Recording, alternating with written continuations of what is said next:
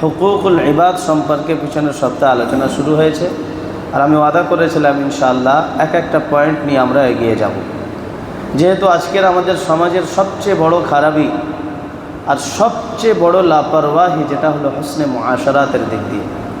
আমরা ভালো নামাজি ঠিক আছে, ভালো তেলাওয়াত করতে পারি ঠিক আছে, খুব ভালো রোজা রাখি, খুব ভালো দান সাদকা করি, কিন্তু দেখা যাচ্ছে যে একটা পর্যায়ে এসে আমরা হেরে যাই, যেটা আমাদের আখলাক এবং পারস্পরিক সম্পর্কের হক হুকুকের মাধ্যমে। আর এই হেরে যাওয়াটা এমন যে আল্লাহ রাসূল তো বলেছেন যে দেউলিয়া কাঙ্গাল যে হবে কিয়ামতের দিন আমার উম্মতের মধ্যে সেই হবে যে অনেক পরিমাণ নেকি নিয়ে আসবে, কিন্তু সেই নেকি তার কাজে আসবে না, মানুষের হক দিতে দিতে শেষ হয়ে যাবে। আর হক কি হক? শুধুমাত্র জায়গা জমির হক তো না। ওই রিওয়ায়াতের মধ্যে এসছে কদ শাতামা হাযা ওয়া কাযাফা হাযা, কাউকে গালি দিয়েছিল, কাউকে খারাপ কথা বলেছিল, কারোর বদনামি করেছিল, এর হক দিতে দিতেও শেষ হয়ে যাবে।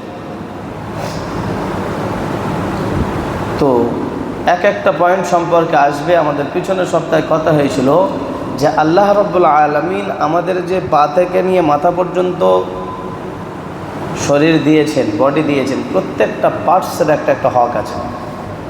কানের হক রয়েছে, চোখের হক রয়েছে, এই সম্পর্কে আমরা আলোচনা করছিলাম।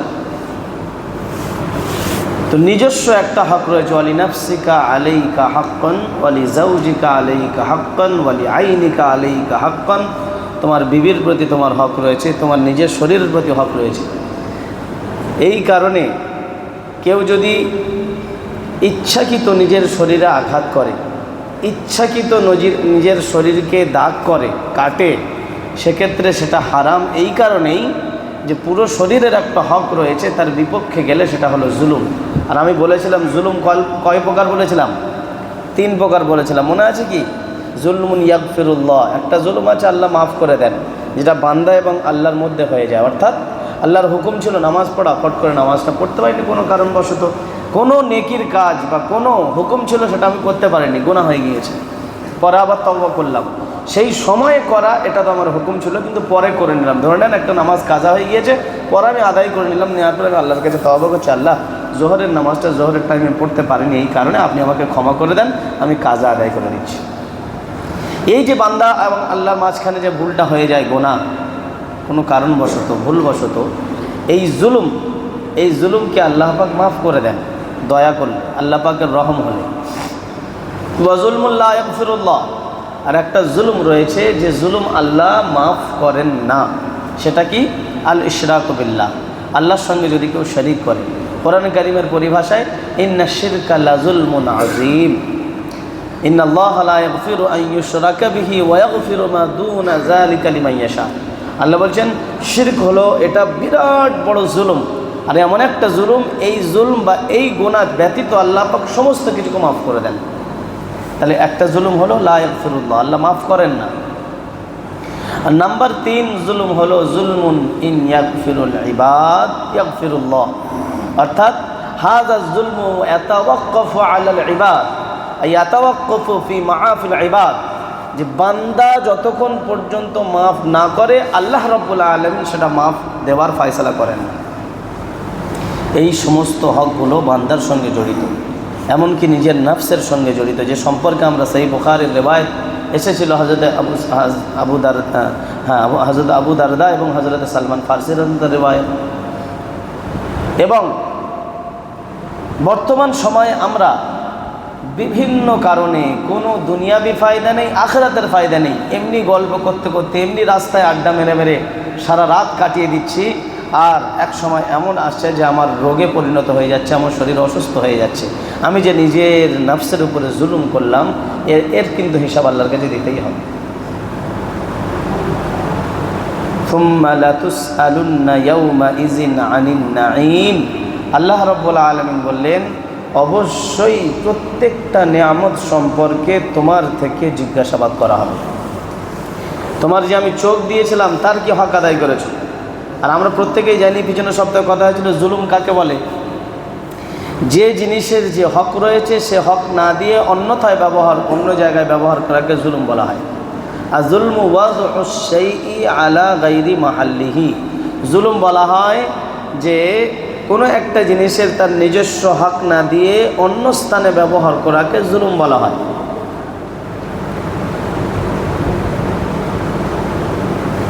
আপনার চোখের হক ছিল পর্যাপ্ত পরিমাণে ঘুম দেওয়া। দুনিয়া এবং আখিরাতের কোনো ফায়দা ছাড়া আপনি এমনি হেলায় দালাই করে রাস্তায় ঘুরে ঘুরে রাত কাটিয়েছেন, চোখের হক দিলেন না। আপনার হক ছিল, আল্লাহ পাকের হক ছিল যে ফজরের আজান হলে মসজিদে এসে আল্লাহর কাছে সাজদারত হওয়া। আপনি বিছানায় কাটিয়ে দিয়েছেন, আপনি আল্লাহর সঙ্গে জুলুম করেছেন, আল্লাহর হুকুমের সঙ্গে জুলুম করেছেন। হক ছিল, আল্লাহ পাক হক দিয়েছেন হালাল কামাই, কাসবুল হালাল ফরিয়দাতুম বাদাল ফরিয়দা, হালাল অর্জন করা, হালাল উপার্জন করা, যেমন নামাজ, রোজা, হজ, যাকাত ফরজ, এমন ধরনের একটা ফরজ হলো হালাল কামাই। কাসবুল হালাল ফরিয়দাতুম বাদাল ফরিয়দা, একটা ফরজের পরে আর একটা ফরজ হলো কাসবুল হালাল। আপনি হালাল রাস্তা উপার্জন না করে হারাম রাস্তা আপনার খুব ভালো লাগলো, চয়ন করে নিলেন। আপনি আল্লাহর হুকুমের সঙ্গে জুলুম করলেন, আপনার নিজের নফসের সঙ্গে জুলুম করলেন, কারণ আপনি আপনার নফসকে হালাকাতি আর বরবাদের দিকে ঠেলে দিলেন। আল্লাহ রাব্বুল আলামিন নিজের হক বর্ণনা করার পরে সর্বপ্রথম রেখেছেন পিতামাতার হক। পিতামাতার হকটা এমন একটা বড় হক যে সম্পর্কে আল্লাহ রাব্বুল আলামিন কোরআনে কারিমের মধ্যে যেখানে তানার হক বলেছেন সেখানে পিতামাতাকে সঙ্গে নিয়েছেন। এমনকি কারোর পিতামাতা যদি মুশরিকও হয়, বেঈমানও হয়, তার সঙ্গেও সহানুভূতি, সহনশীলতা এবং ভালো ব্যবহারের হুকুম হাদিসের মধ্যে এসেছে। হ্যাঁ, তার ফরমান, তার কথা যদি কুফরের দিকে নিয়ে যায়, ইসলামের খেলাফ হয়, সে কথা নেওয়া যাবে না, কিন্তু তাকে সম্মান করতে হবে, কারণ সে পিতামাতা, তার সূত্রে দুনিয়ায় আমি এসেছি। হাদিসের মধ্যে এসেছে একজন সাহাবী বসে আছেন, আর তানার মা তখন ছিল কাফেরা, ইসলাম নিয়ে আসেননি, কিন্তু ইনি ইসলাম গ্রহণ করেছেন। মা এসছেন, নিজের গায়ের চাদর খুলে বিছিয়ে দিয়েছেন মার আসার জন্য। আল্লাহ রসুলের কাছে এসে ঘটনা বললে আল্লাহ রসুল বললেন, তোমার উচিত তুমি তোমার মায়ের হক দিয়েছো। সে মা কাফের হতে পারে, কাফেরা হতে পারে, কিন্তু তুমি যে তার সম্মান প্রদর্শন করেছো এটা তোমার হক। তাহলে চিন্তা করুন, এই নিয়ে ইনশাআল্লাহ আমরা এগোবো। খুতবার মধ্যে যে আয়াত আমি তেলাওয়াত করেছি, আল্লাহ রাব্বুল আলামিন বললেন, ওয়া কাদা রাব্বুকা আল্লা তা'বুদু ইল্লা ইয়্যা ওয়া বিল ওয়ালিদাইনি ইহসানা।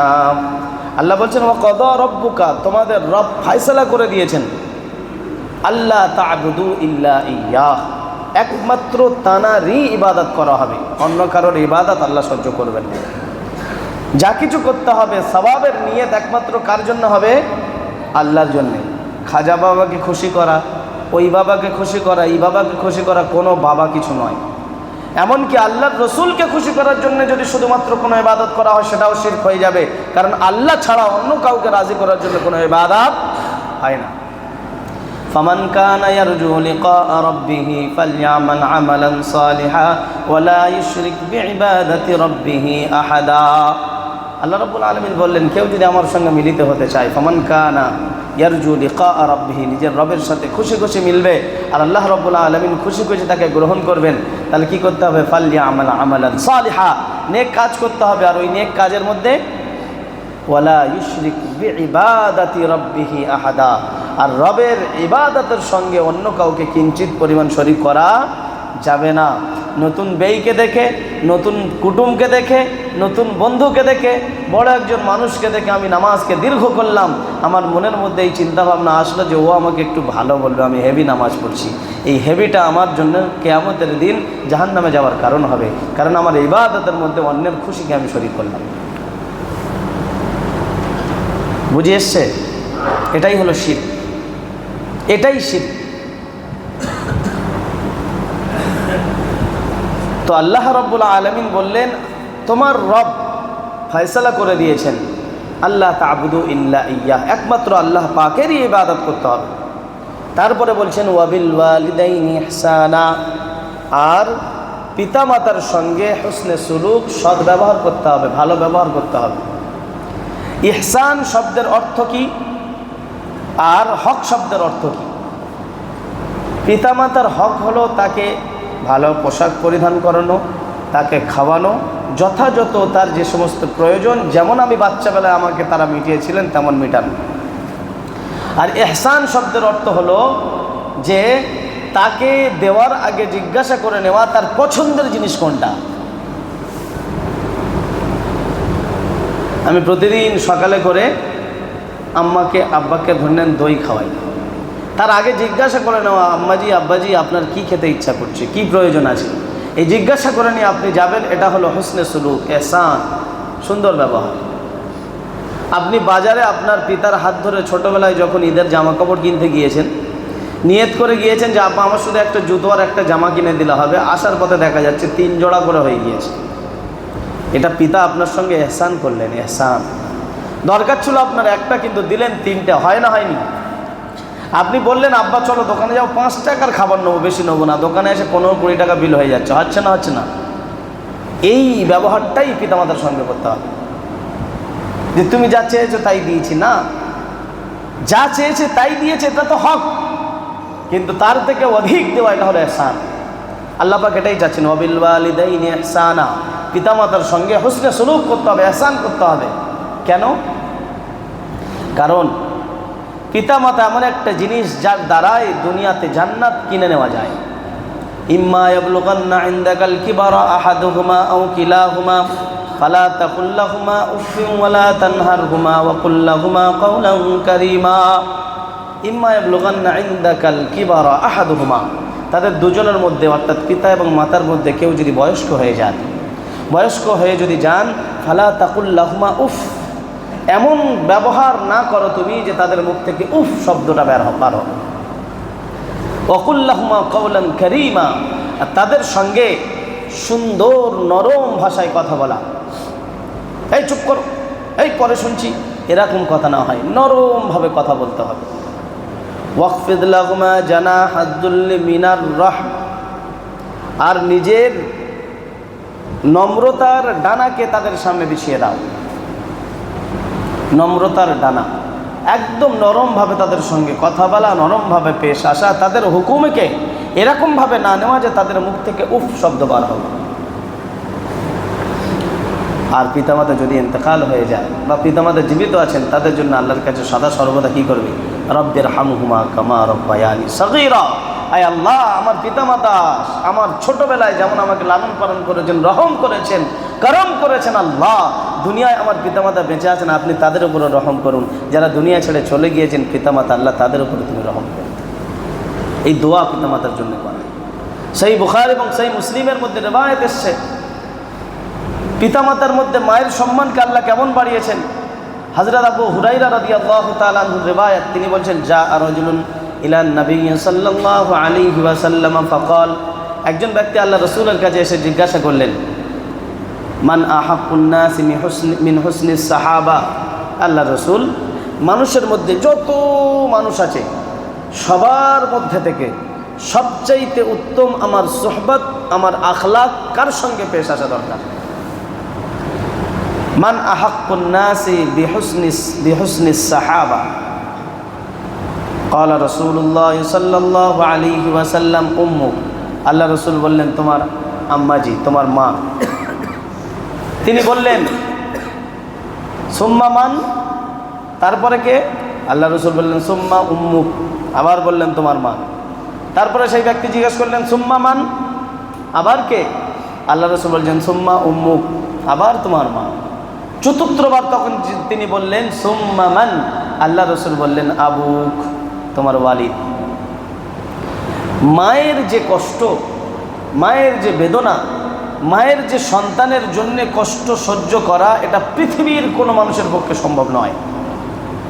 এই জন্যে প্রসবকৃত হালাত অবস্থায় বাচ্চা প্রসব করার সময় যদি কোনো মায়ের ইন্তেকাল হয়, আল্লাহ রব্বুল আলামিন তার গুনার খাতার আমলনামাকে পুরো মুছে দিয়ে তাকে শহীদের দরজা দিয়ে ডাইরেক্ট জান্নাত নসিব করুন। সুবহানাল্লাহ, বিনা হিসাবে ওই মা জান্নাতে যাবে, শুধুমাত্র যদি ঈমান থাকে, কোনো হিসাব নেওয়া হবে না, ডাইরেক্ট জান্নাতে যাবে। এটা মায়ের জন্য। তো আল্লাহ রসুল কদমে কদমে পিতা মাতার যে হক সে সম্পর্কে বলেছেন। হযরত আব্দুল্লাহ ইবনে উমর রাদিয়াল্লাহু তাআলা আনহু একটা রিওয়ায়াত, সহিহ মুসলিম এবং বুখারীর রিওয়ায়াত, মুত্তাফাক আলাইহি। তিনি বলছেন, জা রাজুলুন ইলা রাসূলিল্লাহি সাল্লাল্লাহু আলাইহি ওয়াসাল্লাম ইস্তাযিনুহু ফিল জিহাদ। একজন ব্যক্তি আল্লাহ রসুলের কাছে এলেন জিহাদে যাওয়ার জন্যে, তিনি অনুমতি নিতেন। আল্লাহ রসুল বলেন, আহাইয়ুন ওয়ালিদাক, আহাইয়ুন ওয়ালিদাক, তোমার পিতামাতা কি জীবিত আছেন? সেই ব্যক্তি বললেন, নাম ইয়া রাসূলুল্লাহ, আমার পিতামাতা জীবিত আছেন। আল্লাহ রসুল বললেন, ফাফিহিমা ফাজাহিদ, যাও তোমার পিতামাতাকে সেবা শুশ্রূষা করে তাদের খেদমত করে তুমি জিহাদের মতো সওয়াব কামিয়ে নাও। সুবহানাল্লাহ।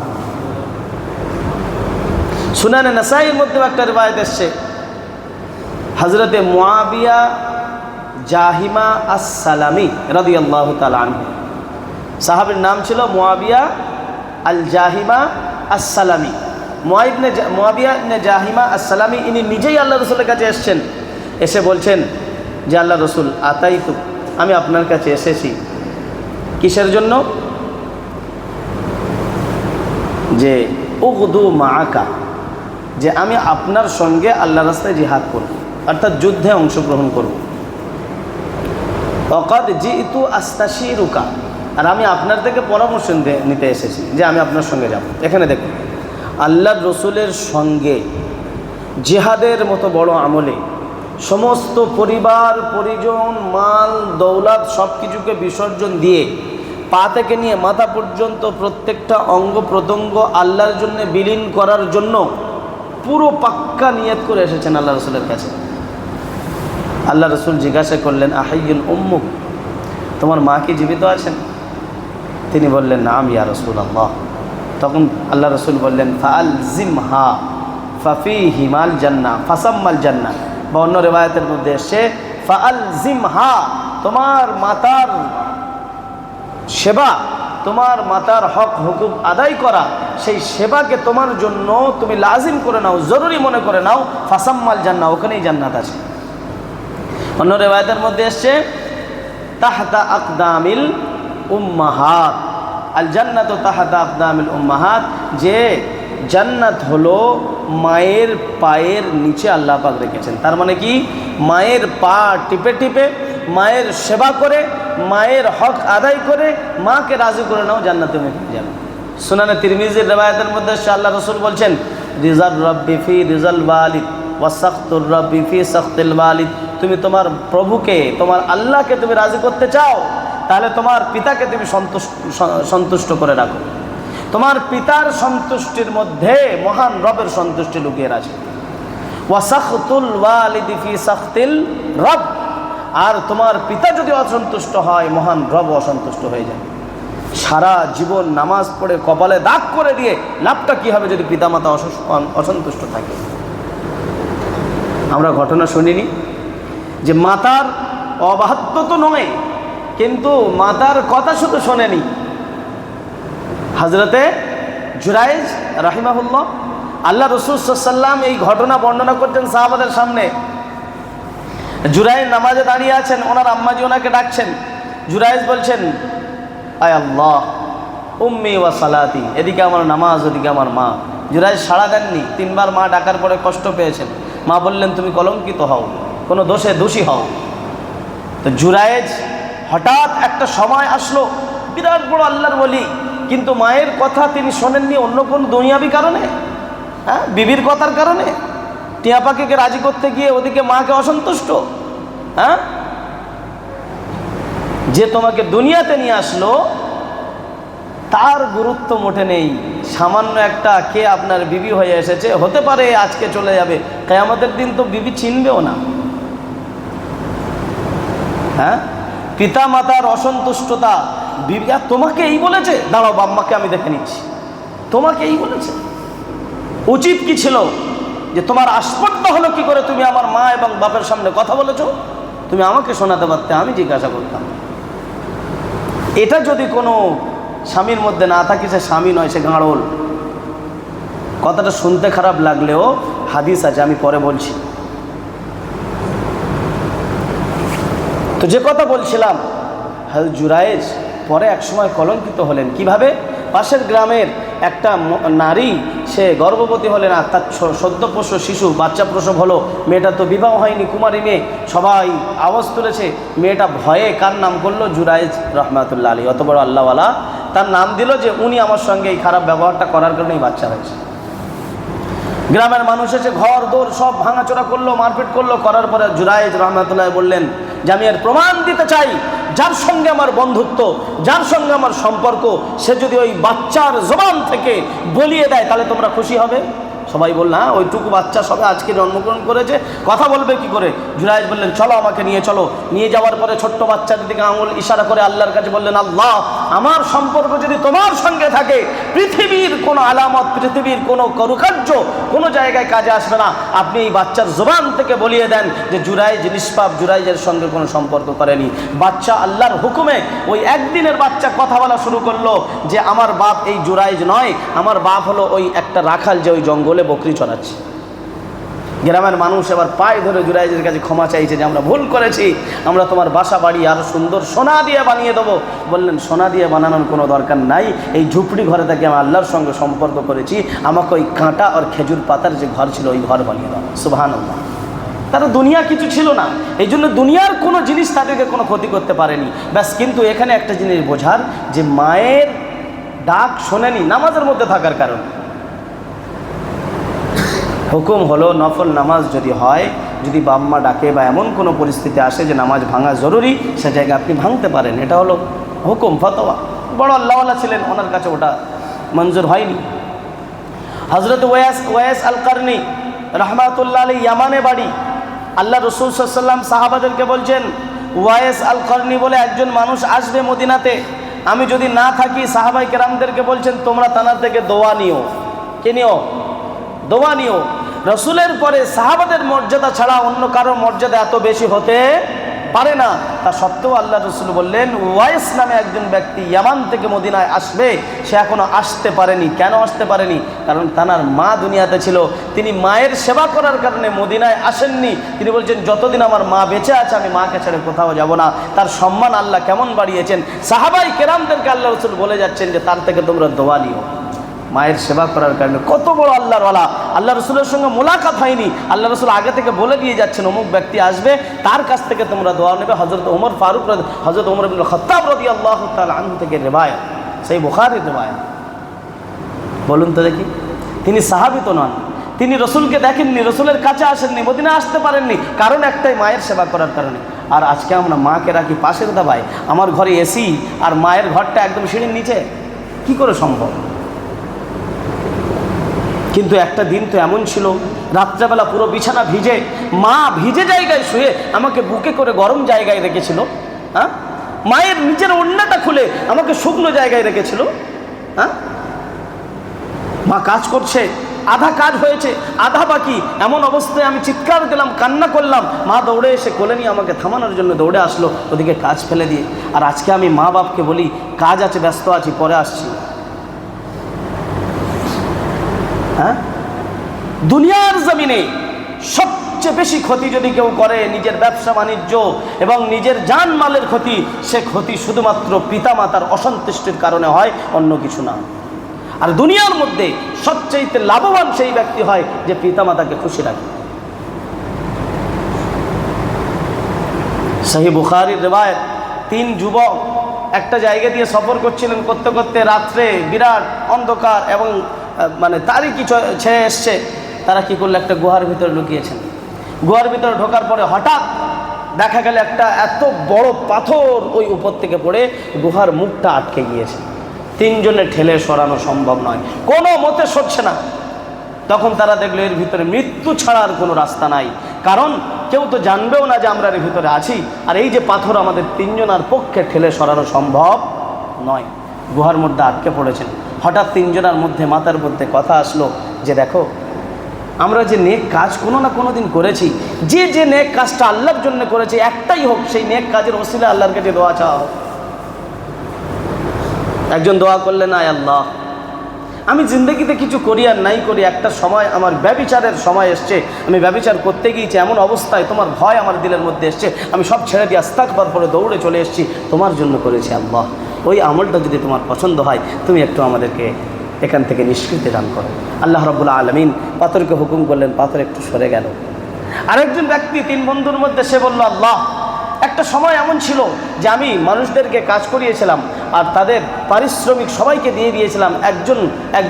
একজন আমার মজদুর ছিল যে পারিশ্রমিক না নিয়ে চলে গিয়েছিল, আর আমি কি করলাম, তার ওই যে পারিশ্রমিকটা ওটা নিয়ে আমি ব্যবসায় লাগালাম। কি করলাম? ব্যবসায় লাগিয়ে এক সময় এমন হলো তার ওই সামান্য পারিশ্রমিক একটা উটের দল, একটা বকরির দল পরিণত হয়ে গেল। সে এক সময় এসে আমার কাছে বলছে, অমুক দিন আমি আপনার কাছে কাজ করেছিলাম, আমার হকটা আপনি দিন।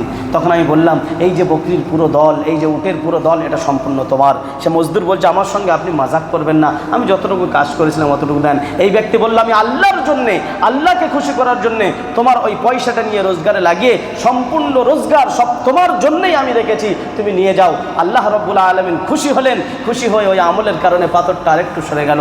আরেকজন ব্যক্তি শেষে আল্লাহর কাছে দোয়া করল, আল্লাহ, আমি জঙ্গল থেকে কাঠ কাটতে যেতাম, বকরি চড়াতাম, আর বকরি চড়িয়ে ওই বকরির দুধ দহন করে আমি আমার পিতামাতাকে না খাইয়ে আমি বিবি সন্তান এবং আমরা কোনোদিন মুখে দিতাম না। আমরা পিতামাতাকে আগে খাইয়ে একদিন হঠাৎ করে বাড়িতে ফিরে দেখছেন আব্বাজি আম্মাজি ঘুমিয়ে গিয়েছেন। ঘুম থেকে ডাকলে কষ্ট হবে, ঘুমের ব্যাঘাত ঘটবে, এই কারণে আমি সারা রাত দুধের পাত্রটা নিয়ে মায়ের পায়ের সামনে দাঁড়িয়েছিলাম। আল্লাহ, সকালবেলা মা যখন ঘুম থেকে উঠলো, আমি মায়ের দুধটা যখন দিলাম গ্লাসে করে, মা তখন দোয়া দিয়েছিল, বাবা তুমি সারা রাত এমন করে দাঁড়িয়ে আছো। বলছে, মা তোমার ঘুম নষ্ট হবে, এই কষ্ট আমি তোমাকে দিতে চাইনি, আমি সারা রাত অপেক্ষায় ছিলাম আপনি কখন উঠবেন আর এই দুধ পান করবেন। মা দোয়া দিয়েছিলেন। আল্লাহ রাব্বুল আলামিন বললেন, ওই বান্দার ওই আমলে আল্লাহ এত খুশি হয়েছেন, পাথরটা সম্পূর্ণ সরে গেল, গুহা থেকে 3 জন নিষ্কৃতি পেল। সুবহানাল্লাহ। সেই হাদিসের বাম্মাকে খুশি, বাম্মাকে নারাজ, সব কিছু নিহিত রয়েছে আমার রবের খুশি এবং রবের নারাজগির মধ্যে। হযরত আবু দারদা রাদিয়াল্লাহু তাআলা বলেন, সামিউতু রাসূলুল্লাহ সাল্লাল্লাহু আলাইহি ওয়াসাল্লাম ইয়াকুল, আল্লাহ রাসূলকে আমি বলতে শুনেছি, আল ওয়ালিদু আওসাতু আবওয়াবিল জান্নাহ, বাপ হলো জান্নাতের মধ্যখানের একটা দরজা, উত্তম একটা দরজা। ফাইন শিতা ফাবিহু যালিকাল বাব, যদি তুমি চাও তোমার পিতামাতাকে অসন্তুষ্ট করে তুমি দরজাকে ভেঙে দাও, আর যদি তুমি চাও ফাহফাজহু, যদি তুমি চাও পিতামাতাকে সন্তুষ্ট রেখে, পিতাকে সন্তুষ্ট রেখে তুমি ওই জান্নাতের দরজাটা তোমার জন্য তুমি অক্ষয় রেখে দাও। সুবহানাল্লাহ। হযরত আব্দুর রহমান ইবনে আবু বকর রাদিয়াল্লাহু তাআলা আনহু ইনি বলছেন যে আল্লাহ রাসূল সাল্লাল্লাহু আলাইহি ওয়াসাল্লাম 3 বার এরকম বললেন, আলা উনাব্বিউকুম বিআকবারিল কাবাইর, আমি কি তোমাদেরকে বলবো না সবচেয়ে বড় গুনাহ কি?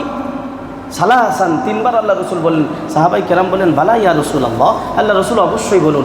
আল্লাহ রসুল বললেন, নাম্বার 1 আল ইশরাকু বিল্লাহ, আল্লাহর সঙ্গে কাউকে শরীক করা।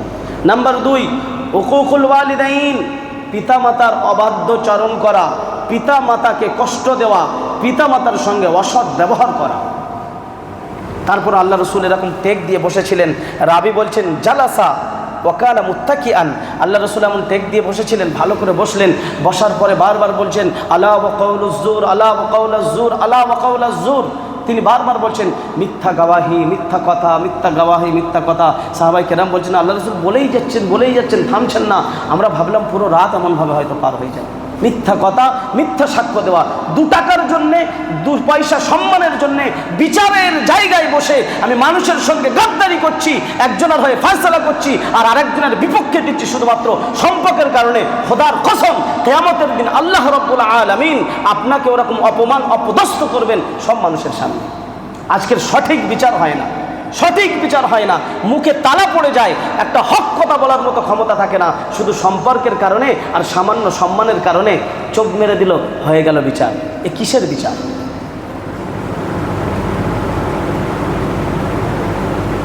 আল্লাহ রাব্বুল আলামিন কিয়ামতের দিন যখন আদল ইনসাফের তারাজু কায়েম করবেন, তখন আমি ধরা পড়ে যাব। কিসের ফায়দা হয়েছে? সামান্য আমাকে বলেছে না তুই খুব বুদ্ধিমান, আমাকে বিচারে জিতিয়ে দিয়েছ। হ্যাঁ,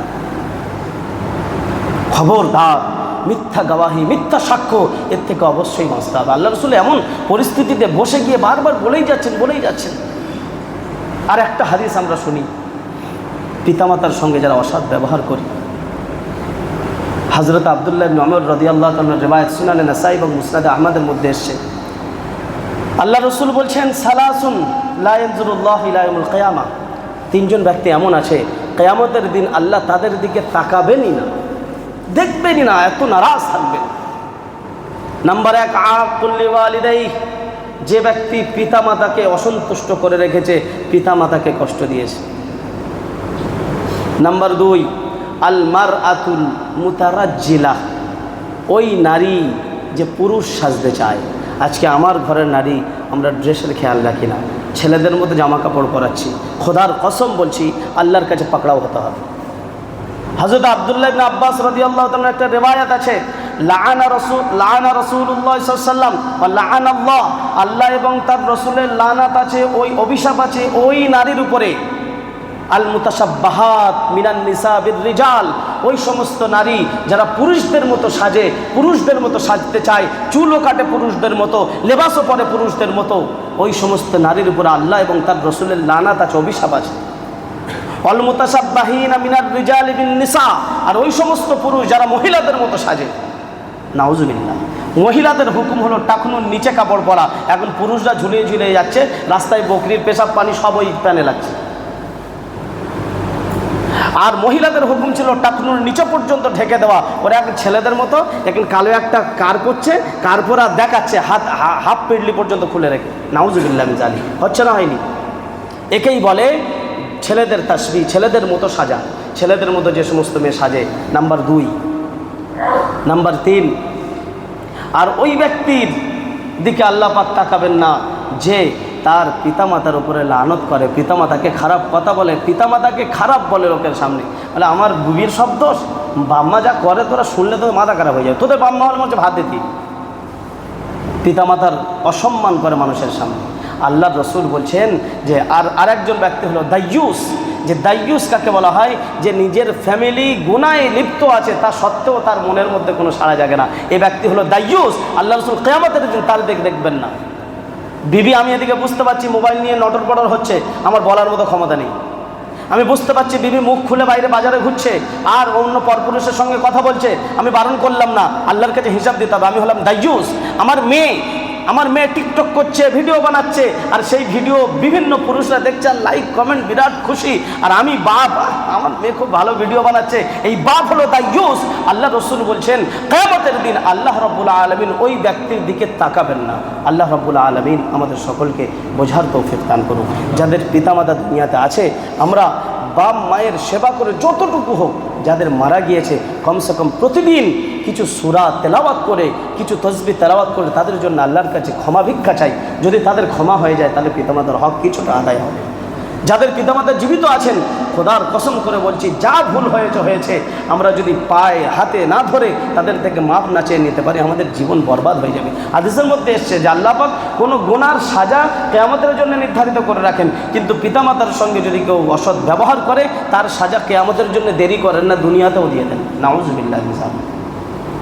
আল্লাহ রাব্বুল আলামিন আমাদের সকলকে বোঝার তৌফিক দান করুক। আমরা এখান থেকে প্রতিজ্ঞা করি, যাদের মা এবং বাপ বেঁচে আছে, আমরা তাদের সেবা করে ইনশাআল্লাহ জান্নাতের অধিকারী হতে পারবো। আল্লাহ সকলকে বোঝার তৌফিক দান করুক। আগামী সপ্তাহে ইনশাআল্লাহ অন্যান্য হুকুক সম্পর্কে বয়ান হবে। আল্লাহ সকলকে সুস্থ রাখুক। আবার আমাদের পরের জুমায় ইনশাআল্লাহ আগে আসার তৌফিক দান করুক।